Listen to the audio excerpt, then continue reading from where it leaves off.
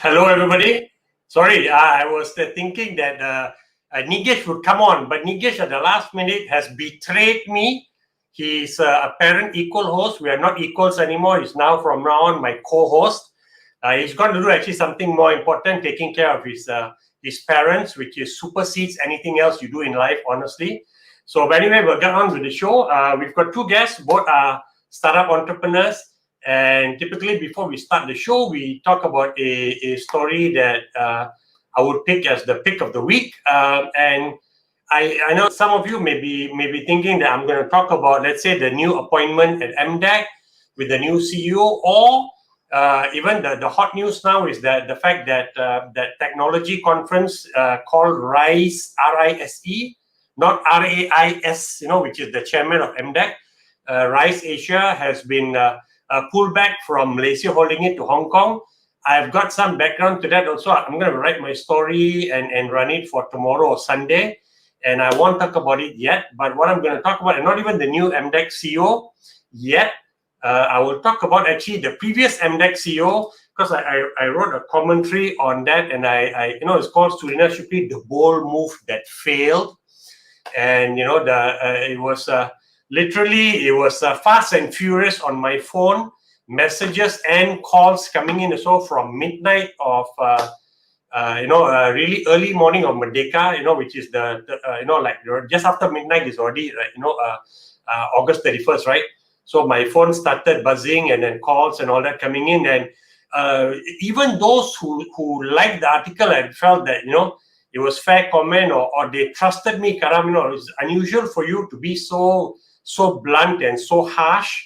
And they said, but a lot of people felt I was very hard, and I was quite intrigued by that, because to me it was just honest and a hallmark of me being a journalist. And even back when I was in a print publication, I've written articles that have pissed off ministers, and my previous editor would say, how come every Mosti minister has been upset with you with one thing or another? And I said, and what gives me the belief is just my belief that I think it's honest reporting, and I've heard enough about something that I think I can comment on it.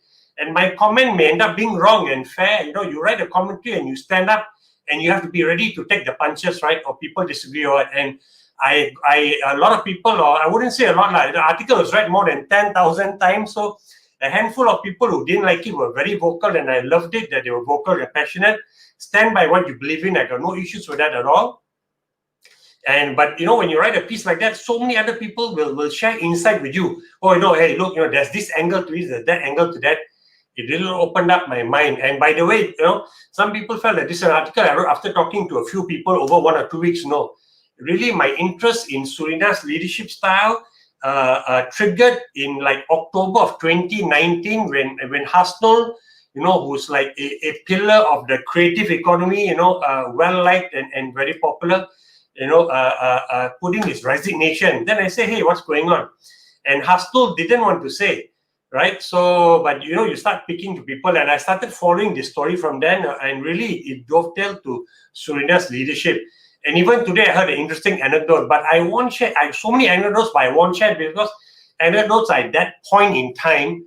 But when Ministry of Finance then decided in May, right? They interviewed somebody, and when you say they decided, their mind would have been made up months before, right? So her contract only ends middle of January next year, which is like 6 months, 5 months from now. And for them to decide probably in March or April that, hey, we've had enough, we want to cut our losses. Has not happened before when I've covered the tech space, where they've given up on somebody, a CEO who's under their ambit, right? At least within the tech space, and say we'll cut our losses and look for someone else. And I know in some of the feedback, and I think even Surina believes that she has been a victim of political, the shifting political sands. I disagree with that, because new minister, or the previous minister that we've had, Gopin was new minister, then you had another one, Saifuddin, now we've got another one.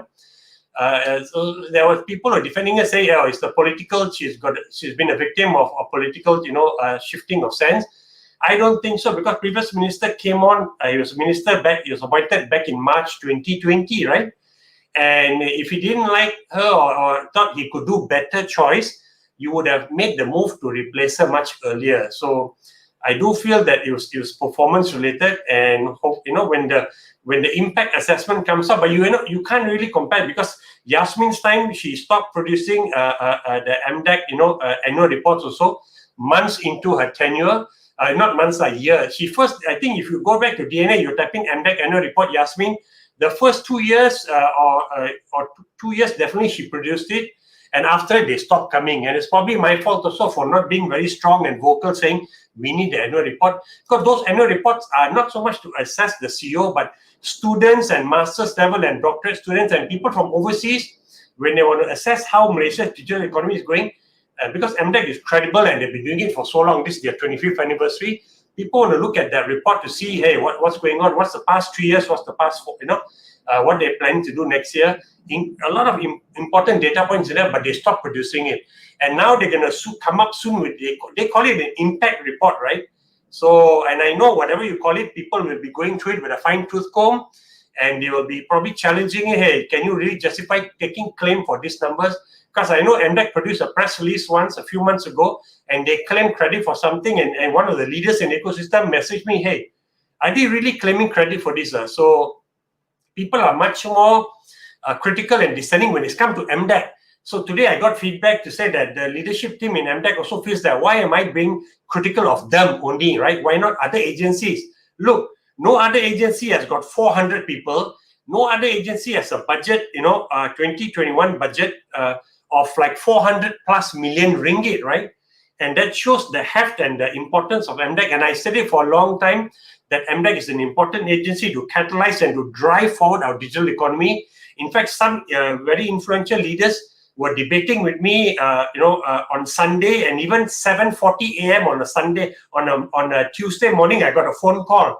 And when I looked at the name of the person, I said, man, I got to answer the call now. Okay, then, and both coincidentally, and I had 2 long conversations where they also shared that they think MDX needs to be restructured to be a more higher performing agency, right? It is too bloated. I thought that's kind of interesting. Maybe that's an article for another day, but I love all the discussion that have been going on, even in political think tanks, in business groups also. People have been saying, hey, your article created a sandstorm or whatever. Maybe that's not a sandstorm. And people are discussing it. And I love it, right? It shows the digital economy is important to people. And there's a number of people who felt also, hey, Karam, this person has had, a very dangerous, illness. They had a relapse and they recovered. And why are you hitting someone when they're down? And I absolutely am not hitting someone when they're down. Totally disagree with that. This is a 750,000 ringgit a year, a position that the government is paying someone to lead you on, to lead the country on, fast and furious, right? We cannot be slow. And if you follow DNA, I think just yesterday we ran Coursera did a study talking about where various countries around the world are in terms of their digital savviness, and Malaysia is ranked 46 in the world, and I was stunned by that. I don't accept that. And 45th was Indonesia, and 20th was Vietnam. Singapore was like top 10 or top 15, which is fine. And I say, hey man, what the heck is going on? We should do way better than that. So these kind of things concern me. And for a lot of people who didn't like the article or were critical of me, day to day have switched off and they've forgotten about it. They're doing something else.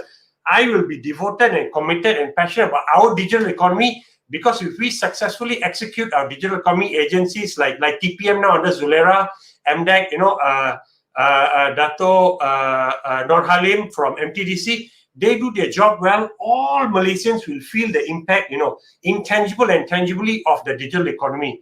So I will long after this be focused and passionate and wanting to drive the digital economy. So I don't feel a shringe of feeling bad. Oh, this is a critical illness survivor. They had a relapse and I should have, be easy on them. It's about the role, the responsibility you talk, and maybe feeling that the person didn't do as well as they could, because this is not a role where I would accept somebody, hey, they did well.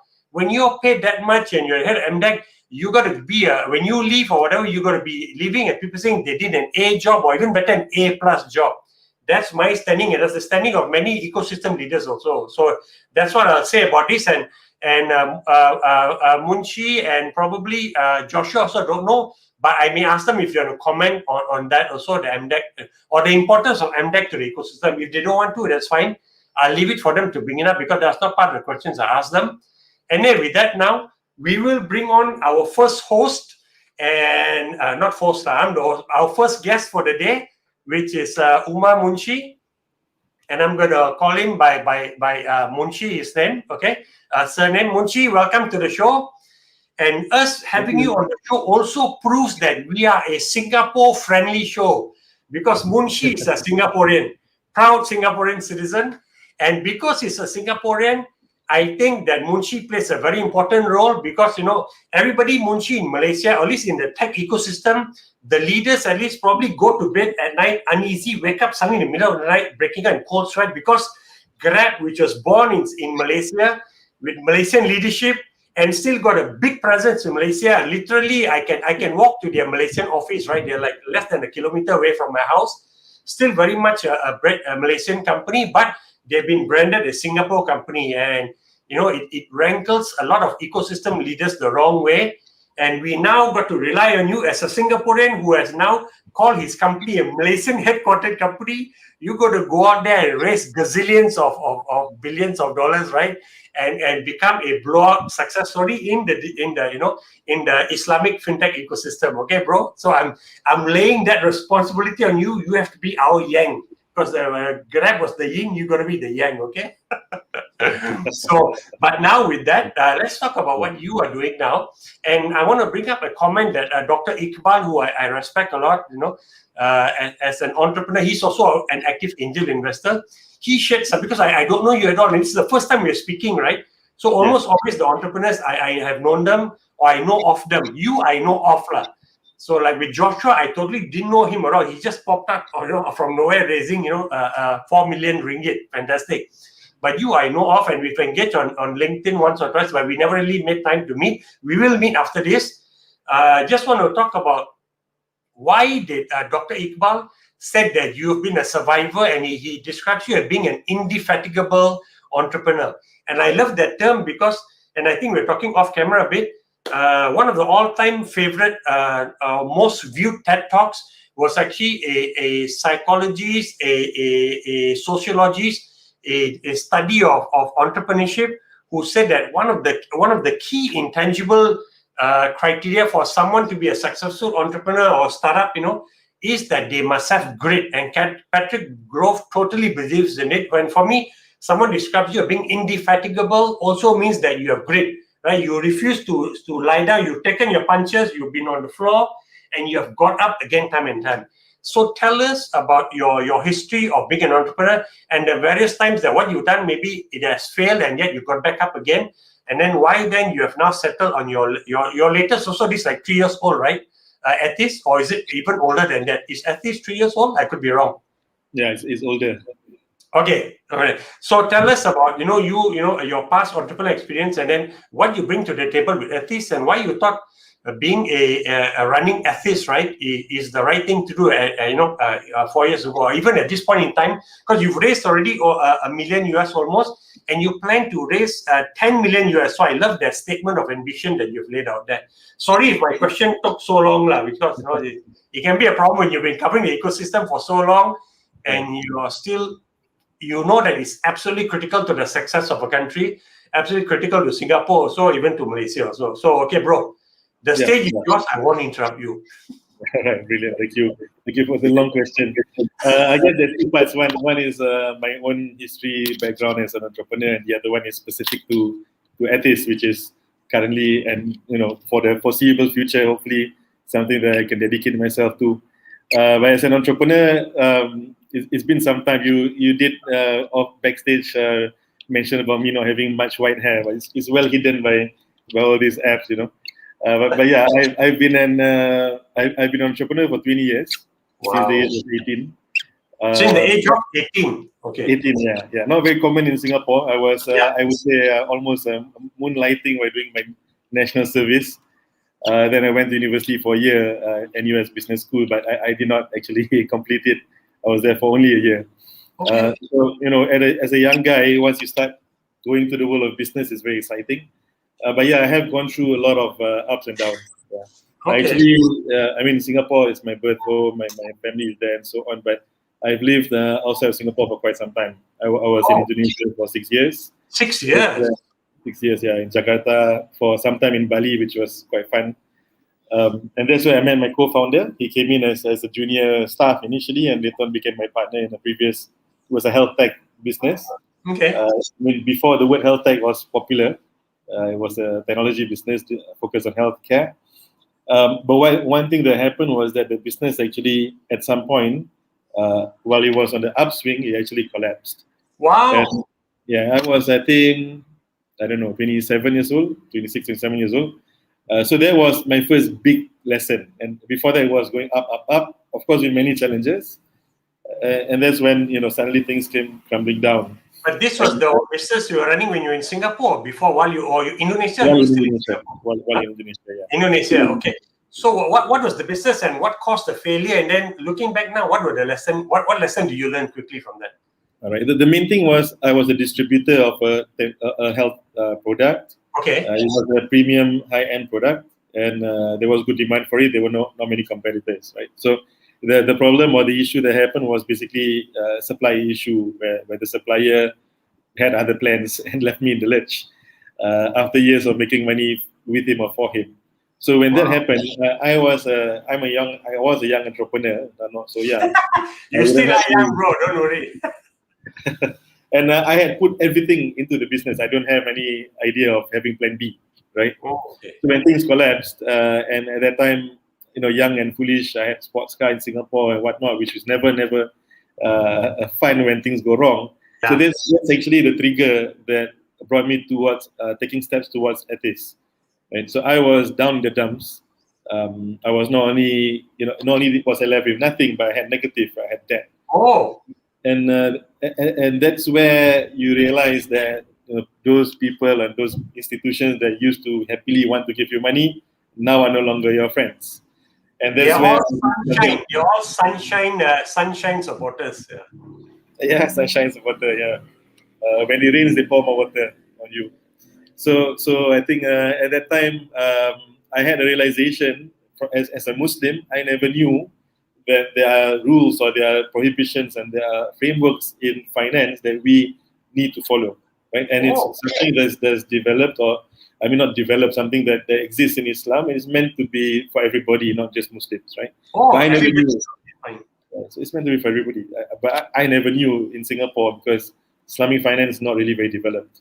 So when I started looking into the banking system, I started looking into interest, and then I discovered Singapore. I discovered Islamic finance, and there was an aha moment. I'm like, oh, I never knew this.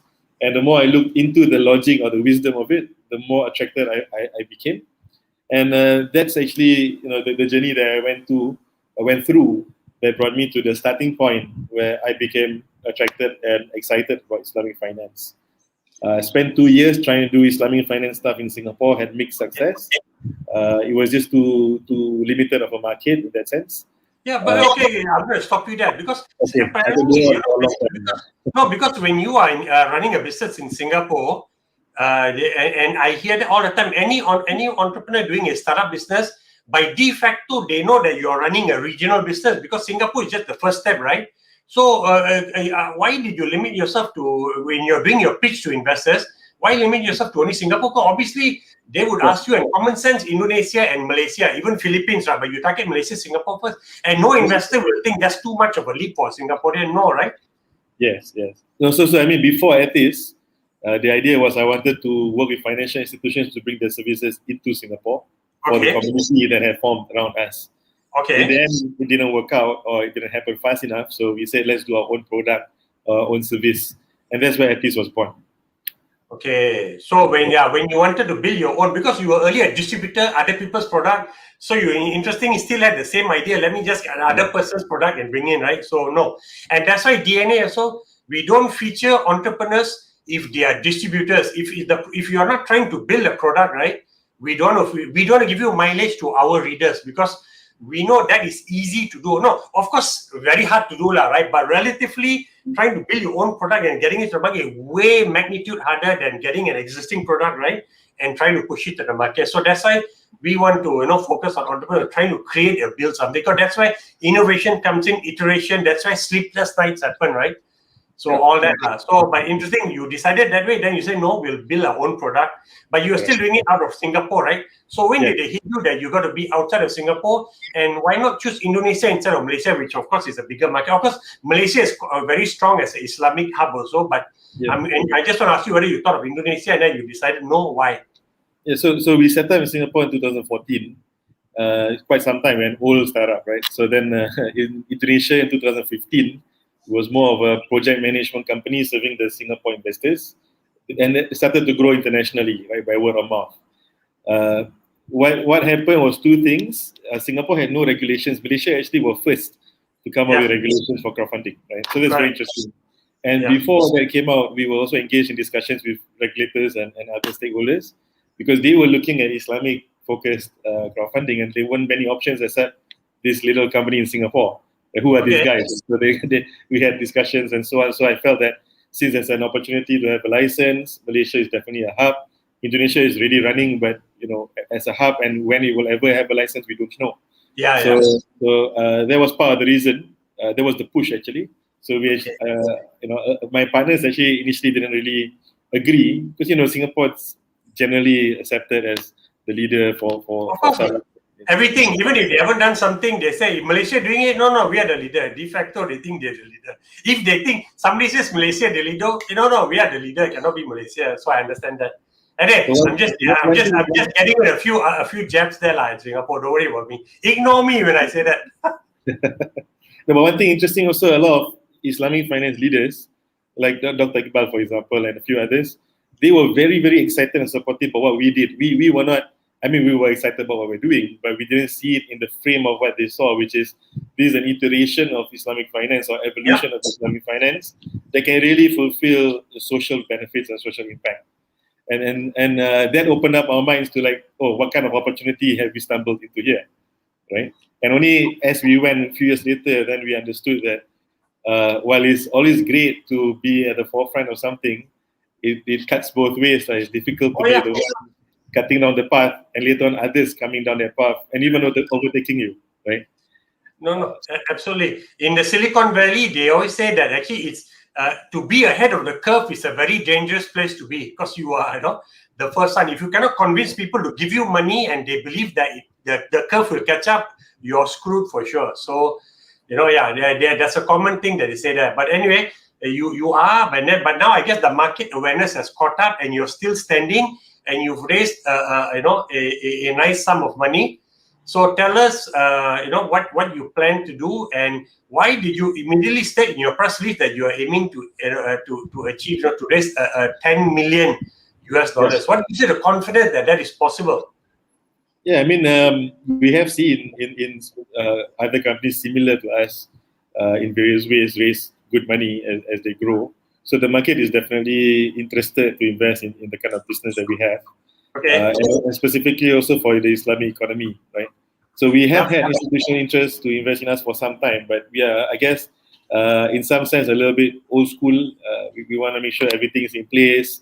We are on track to be sustainable, which is a very rare word in our space, and so on, right? So we have brought in individuals who subscribe to our mission and vision and can bring the cloud to what we do and to our network, right? So I'm very happy about that.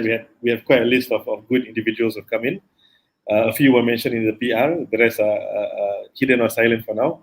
And then so now we're in a good position to lead up to our bigger round. Yeah. And our bigger round, essentially what we're going to do is we have a lot of plans which I won't be able to explain today, but in general we want to really be a truly global platform. Of course, we need to scale up Malaysia, Indonesia, where we have the licenses. Yeah. Right? But the infrastructure in terms of how fintech is opening up, regulatory-wise as well, in many countries, really makes this a good opportunity for us to channel funds that are keen to look for new opportunities in this part of the world, especially. So, because you are basically a platform for others to come and raise funding, right, to chase their own dreams, correct? Correct. At this point, there's two sides, of course. So one thing that's very interesting is more than 80% of the funds that have come into Malaysia on our platform are from abroad, and more than 97-8% of the funds that have gone into Indonesia also come from abroad. Majority from Singapore, but this year we've seen countries like Saudi, the UK have a growth spurt in terms of, at this point, retail investors. Yeah, so right now we are moving up the ladder to go for larger investors and institutions to fund our projects and our company. So when you say projects, because entrepreneurs come on to pitch in, and they come on to Elaine Lokman's Atta Plus, right, platform. So when these investors are coming into your platform, they are investing in companies that are trying to raise money from your platform, right? Correct. Yes, exactly. So, and do these have to be Malaysian registered companies? They, of course, doesn't have to be owned by Malaysian, but they have to be Malaysian registered, correct? Incorporated. So our business that's been running for longer is P2P or financing, project financing in Indonesia. Yeah. That's the bigger business right now that's been running for some time. In Malaysia, we are about a year old in our equity crowdfunding platform. Equity crowdfunding now, okay. Because I don't get press releases from you all saying so and so is raising funding on your platform, or they've achieved X amount. So you need to start doing that also, so that you can create a bit more awareness and excitement, right? About your platform. Definitely. And also, when you reach that 10 million, you got to give the news to DNA first, okay? Okay, otherwise we're going to mute your mic as you start talking, and we want to hear how come nobody can hear me. But okay, so you've done that. So interesting. So you're saying that the funding that comes into your platform to fund the entrepreneurs who are trying to raise money, vast majority seems to be coming from outside of Malaysia, even though Malaysia is established and mature, Islamic economy or so. That's kind of interesting. You would think with awareness here, a lot more, I would think Malaysia would be more than 50%. But you said about 80+% comes from outside, right? So why do you think that is? Why is it that not enough Malaysians are interested to invest in, obviously, Islamic certified or halal certified, right? Businesses that are on your platform. Why is that? I think there is a lack of awareness. We are not yet out there. The public does not yet know about us. I mean, within circles, of course, it's growing. So I would say it's more of our history is bringing funds from outside to Indonesia. That's what we have been doing for a long time. So now it's diversification, where they can invest in Singapore, Malaysia, from Singapore to Malaysia, or from other countries to Malaysia as well. So that's part of it. And I think how we are approaching it is we are quite a lean startup. We try to be. So now we have various partnerships in Malaysia, because in Malaysia we have equity crowdfunding and we have global sedekah, which is social finance. Yeah, right? Social finance. Okay. Charity, CSR, zakat, wakaf, and all that. So we have partnered with a few quite viral apps and platforms that are growing very fast. I'm sure you've heard of Kita Jaga. It matches those who want to raise funds or need help, those who want to give help. So we have partnered with them and a few others, and that's how we hope to reach the masses through partnerships. Understood. Okay. So quickly, you are confident you can raise 10 million, and all entrepreneurs are always confident. So nothing unusual there. But what gives you confidence is that you have got a clutch of very senior, executives who have come on as in your current round, and with them now starting to talk about you and your product also. You think that helps you establish a stronger case when you go to institutional funds and say, look, these are the guys who've invested in me, and this is why you should invest. But they will also they will like that, but they want to see whether the business has grown, right? So can you just say, before we move on to the next guest, in this last 7 months of this year, how has the growth been for your business, both in Malaysia and Indonesia, that gives you the confidence you can go to institutional investors and raise that further $9 million? Yep. I think overall the company is on track. Just blended all the 3 different platforms that we have. Is on track to be 4 times larger than last year. Last year was about 4 times. Yeah, last year was, I think, a bigger jump from the previous year. Of course.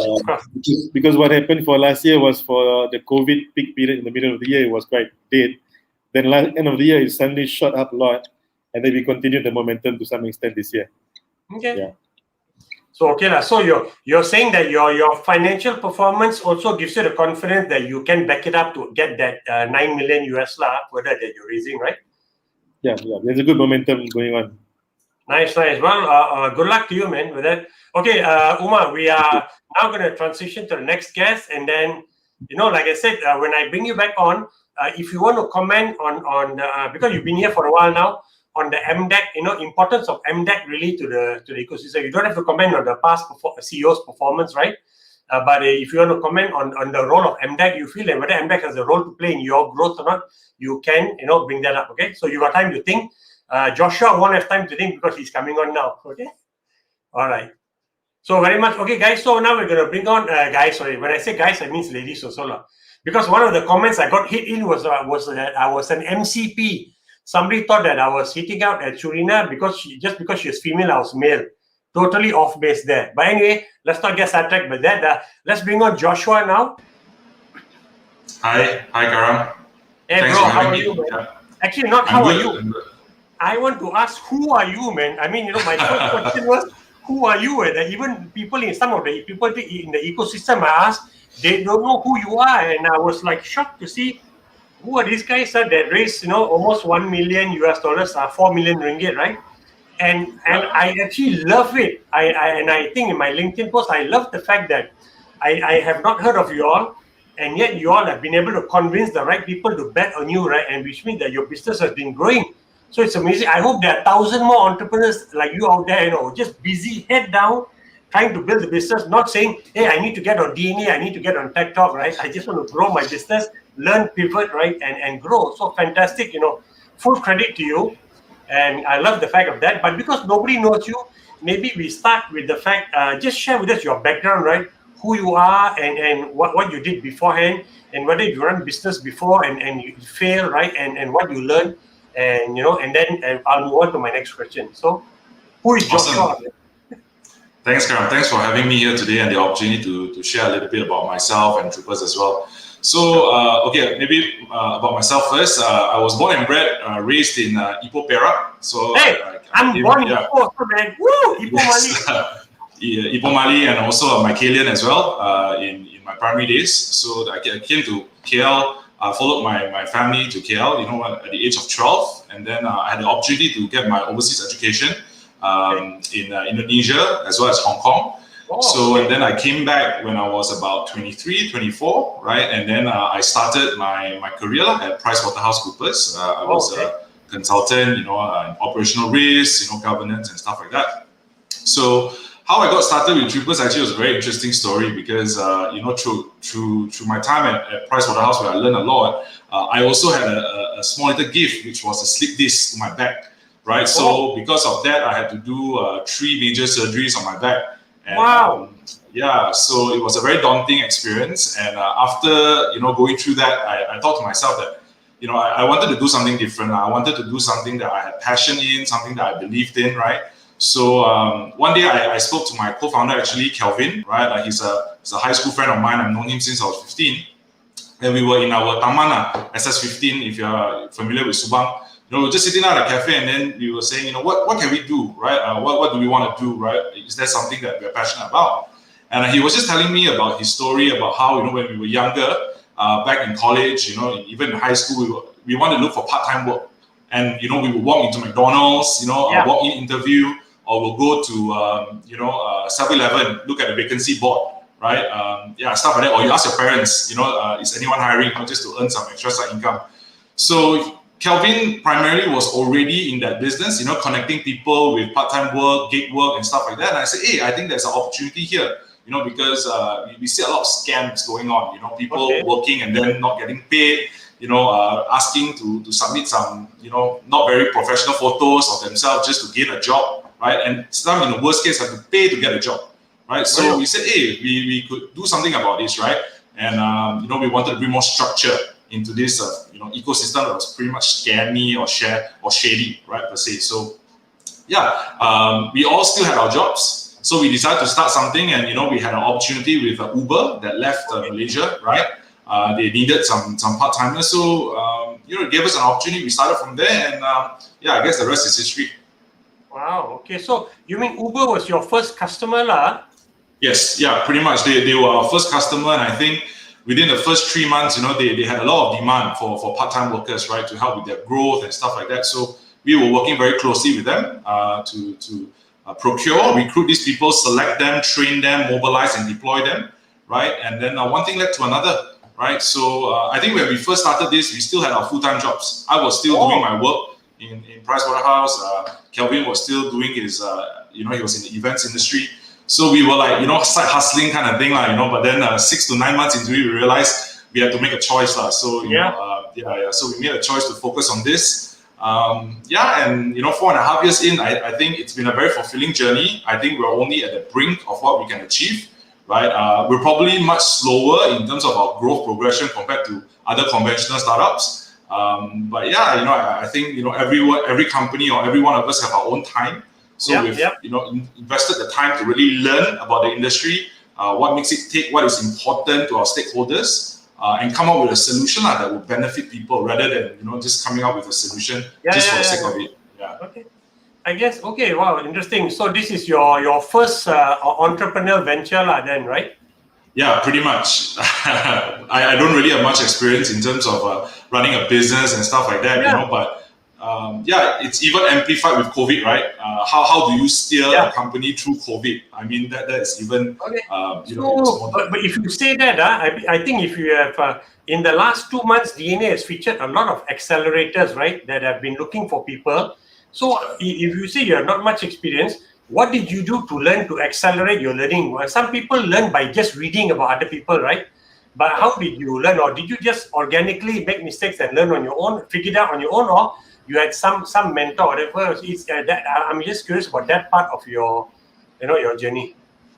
Yeah, so I think for myself, Kelvin, and some of our other partners in the team as well, when we started off, we didn't really have much help. We didn't really think about going to an accelerator or participating in one of it, because I think we were just really focused on trying to build a business. We were not taking salaries and stuff like that. So we were like, we need to make payables.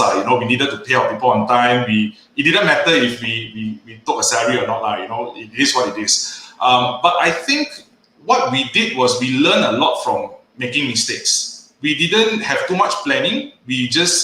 We had a goal, we knew what we wanted to do, and we tried to execute, right? And I learned a lot from that. I had a colleague in PwC, which is a founder himself, Kian. He founded Parkit Malaysia, and he actually inspired me to start this own journey of being a business owner, right? And his biggest advice to me was always, don't think too much about it, bro. Just go for it, just execute.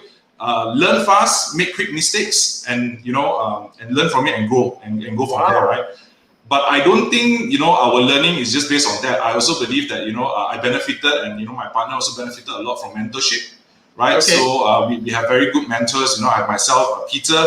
Is a very good mentor to me because he's been in the events industry for a very long time, an industry that relies a lot on part-timers, right? As well as we had some family and friends that were in the VC space, startup space, and they gave a lot of advice as well. And I learned a lot from the peers as well. So that was the route. So you did have advice from people bounce off. So Peter is in what space again? You said? He is in the events and activation, advertising space. Yeah. So the key point is that you did reach out to people who are more experienced in running a business or some startups, right? Or you say VC and just asking, because you need that, because otherwise you cannot just rely on yourself, right, to learn. Okay. Correct. So look, let's quickly move on. You launched your app only 2 months ago, and why did it take so long? And I remember you said you mentioned you were late to the game. So why took it so long? And just explain that, right? Yeah. So I think our business is very unique, right? As a lot of other app-based products, services. They are a product or a service. For us, we are dealing with humans. And I think when it comes to dealing with humans and individuals and people, right, it's a very challenging, but at the same time, fulfilling experience. But what I thought was important was that we needed to build trust, because the industry on its own was already very shady, was very, scammy per se. So we wanted to build trust. We wanted to build assurances with our stakeholders, let it be job seekers or clients. And we really wanted to invest the time into understanding what were the problems that the industry was facing. What was this part-time ecosystem? What were their problems, right? And then see whether we could solve them using manual processes, right? Okay. Which could then be later on scaled through automation, through digital, right? So, I mean, that took us 2.5, 3 years. And obviously, because of a lack of maybe digital space, VC kind of, knowledge, we didn't also have that funding. So we were trying to be very self-sustainable, profitable, right?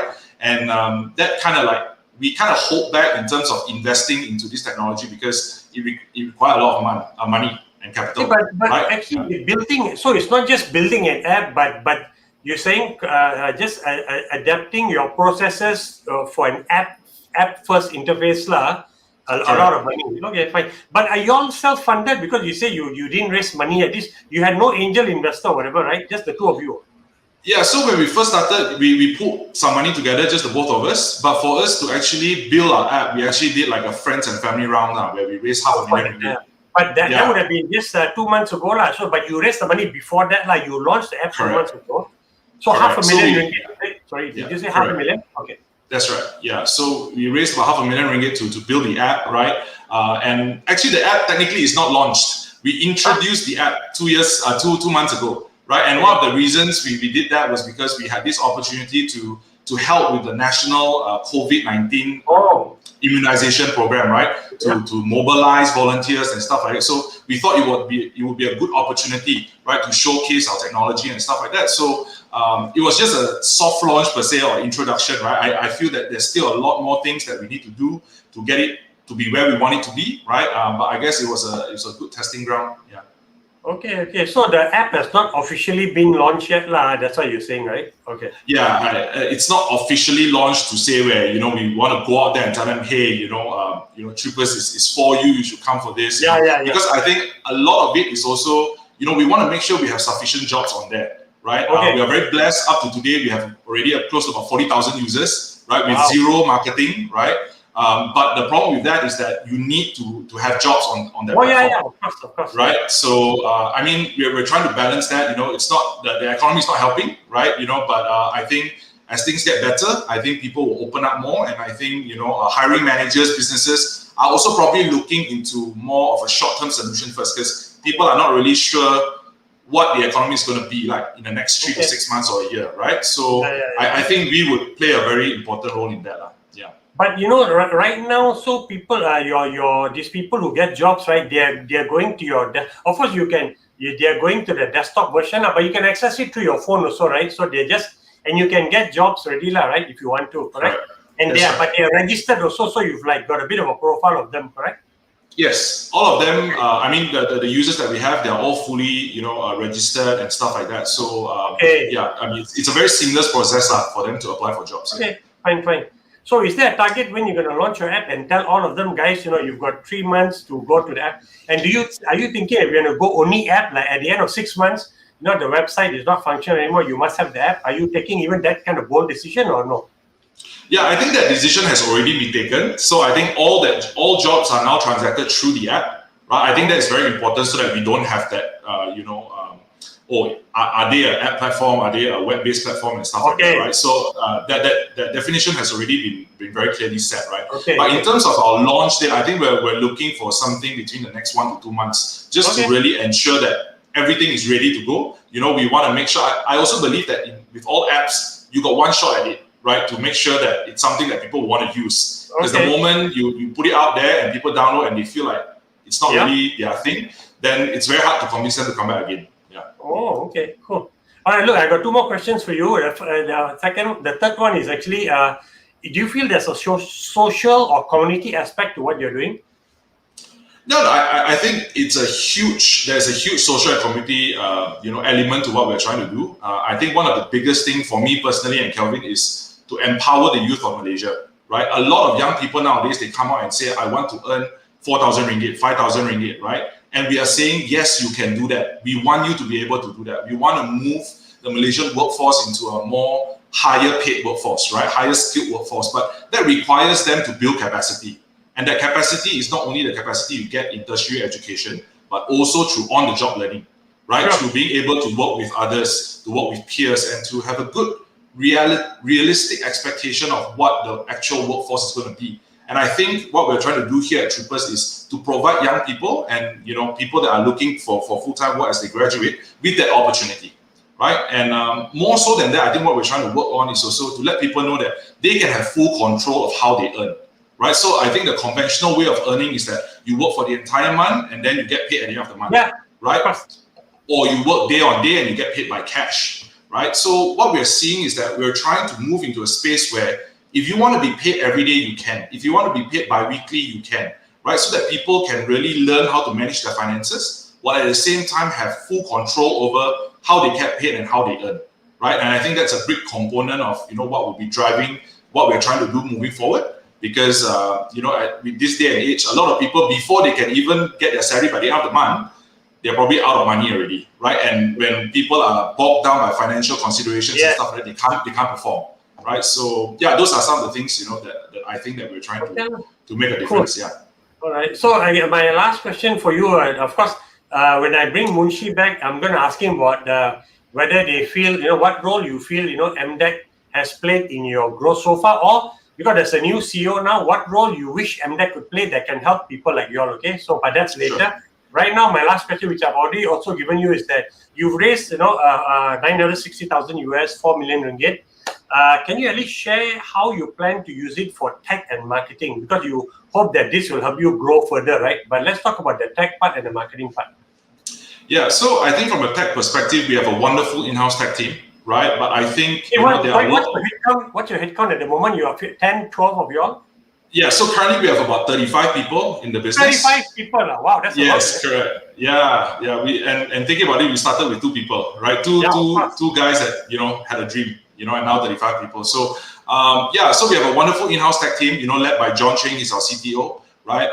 We have a lot of big plans for the app. So what we wanted to do initially was to make sure the app achieved the fundamental thing, being able to match people with work and getting them paid on time. So we've done that, right? So now we want to introduce things like insurance. We want to, introduce enhancements and features that revolved around enriching the experience of users. So let it be, consumption-based activities, experience point journey, integrating learning and development modules. So these are things that, we feel that we need to bring people on, right? People with experience, maybe people with better knowledge, and that's where we want to invest into our technology. And I think also for our clients, we're not just a recruitment-based app. So we integrate digital manpower management solutions. So like Salesforce systems and stuff like that, we integrate that with the app and we provide that to clients because I think clients are looking for more than just a recruitment solution. So we are also heavily investing into that from a tech perspective, right? From marketing, I think marketing is very straightforward, right? I think as you were mentioning, Karam, you turn me as the unknown founder. I had a joke with my partners, I'm a big Liverpool fan. So Klopp is the normal one, Mourinho is the special one, we're the unknown one, right? So I think we need to do more, right? We want to let Malaysians know that, hey, you have this solution here ready for you, right? If you want to look for a side income, you want to work in a safe and secure, transparent environment, and we want to reach out, right? We want to go to universities, we want to go to career fairs, we want to go to colleges, even high schools if possible, right? And participate and let people know about what we are doing and what we're trying to do. And on the other side is to reach out to hiring managers to say, hey, if you want to do your event, you want to do an activation, right? Or you're looking for people to just come in to help you on a short-term basis, look into Troopers because we're a cost-effective solution. And at the same time, we're a company that, works closely with our clients to make sure that, we get things done. So, Understood. So just quickly before I bring on Munshi is that, you're going to have some learning modules also in the app. But the vast majority, and I would even bet to say like 90% of all gig workers are Malay speaking, right? So I'm going to say your app has to be in Bahasa Malaysia first, right? Then English. Yeah, so that was an interesting conversation actually I had with my tech team just last week, right? How important is this hyper-localization of having the BM as a language? And I think, I think it's important, but I also want to take note that, for jobs that are more catered or, more suited, or I wouldn't say suited actually, more people from a certain segment that would take up those roles, we actually customize our communication into BM or even into Mandarin. Right, and I think that is because we want to gain more, a connection being able to ease the people being able to reach out and apply for these jobs, to make them feel like, they're comfortable, rather than make them feel, wow, it's very daunting, I don't understand English, I don't know what to do. So there's definitely something in the pipeline, and that's something we want to do. We're a Malaysian company, right? So I think we should also play back into those roots, right? And I think that's important, So it's amazing, but it looks like thus far you've grown with this kind of user base, right? And at least the gig worker base just being solely in English, man. That's very interesting, because even the other platforms are English first, and although they're going to now Bahasa Malaysia also, so that's kind of interesting, man. So maybe the level of English comprehension, right, is not as bad as we make it to be seen, right? Because if it was bad, you would have already changed, guys. We could have in Bahasa Malaysia, in Mandarin, in Tamil, right? You haven't felt the urgent need to do that, so I can find that kind of interesting. That's 100% the case. I mean, our user base is very much reflective of the Malaysian population as well, right? So you have that segmentation, but I want to say that Malaysians are very smart people. We should not underplay that, right? And I think their capacity to speak English, BM, even Chinese, I think it's great, right? So, but I think it's also important. One of the things that we do is that when people engage with us, let it be through our support line, through Facebook, through our social media channels. I always tell the team to do this, right? If someone is texting us in BM, we should reply in BM, right? It doesn't make sense if they are texting us in BM and we reply in English. So that type of, being able to adapt, being agile and flexible to this kind of things, I think makes a difference there as well. Yeah. Understood. Okay, good. So look, we want to bring. Thanks very much, Josh. It's very interesting. So I want to bring Munshi back on stage, but apparently he's not backstage. I think the Singapore government is on the line talking to him now. So I thought your investment fund, what's that called? The Temasek fund. That invested in Grab first. Kellock is the MD, right? What's the name of that fund? No idea. Okay, no, I thought he was on the phone with you. Hey, bro, no, we got the money, man. Ignore what Karamjit says. No Yang, you will not be the Yang for Malaysia. Okay, that way you are here, cool. So, okay, I'm going to ask you the question first, then I'll go to Josh. Do you feel that MDX has had a role to play in your success so far, or at least in your growth? I know both of you don't consider yourself successful yet, and I agree with that. You're not successful yet, not by a long means, but has MDX played a role in your growth so far, Munshi? And yes or no? And then what do you think they can do to help guys like you and like Josh, right, to grow even faster? Yeah, I definitely MDX has had an impact on us, a positive impact on us.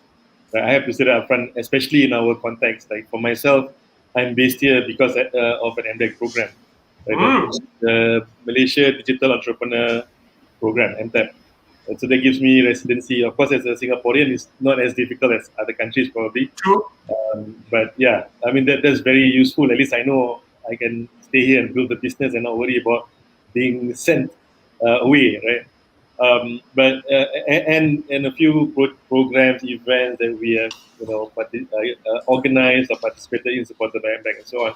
But I think there's definitely a lot more need and a lot more room for MDX to support specifically what we are focused on, which is the Islamic digital economy, impact investment, Islamic Fintech, social finance. Right? These areas are all truly digital right now, or needs to be digital. Right? And Go ahead. And especially the main thing that I always keep repeating, and MDX knows it very well, is for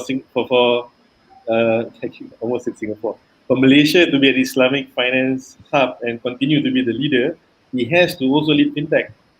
And other countries have money to throw, they have certain things to attract and buy success.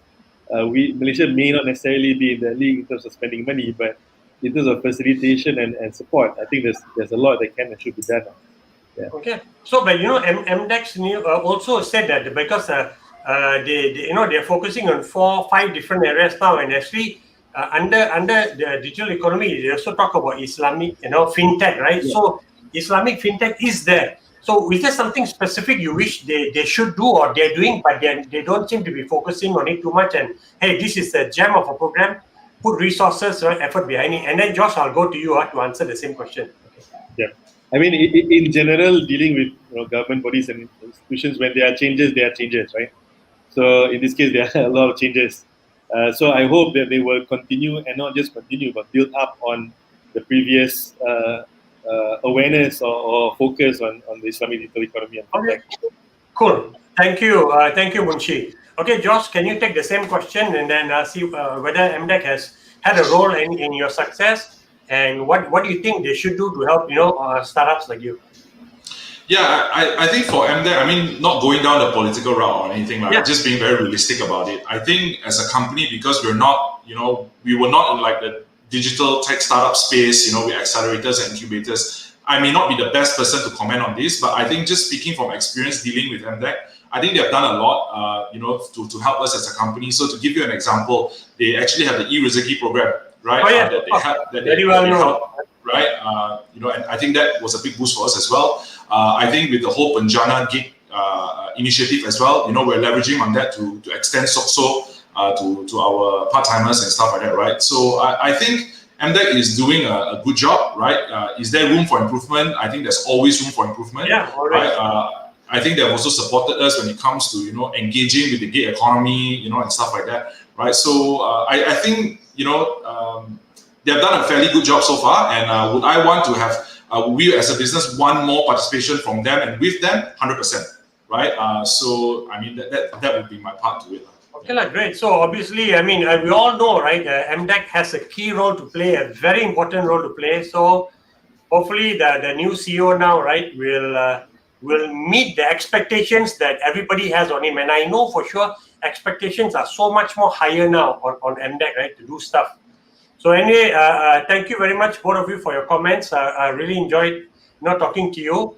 And I think for all of you out there, I didn't have time to look at any questions that came. I apologize for that. But we look forward to welcoming you back next week. And for the two of you, we look forward to seeing both of you grow even faster and higher, right? And expand into new markets successfully. And grow and hire more people, and hopefully most of them are Malaysians. You don't have to hire all Malaysians. You need wherever you can get the best talent. I understand that. Okay, so good luck to both of you. And for everyone else out there, we'll see you next week. And I think we're going to end with a Necole video, right? Thank you, Karam. Thank you.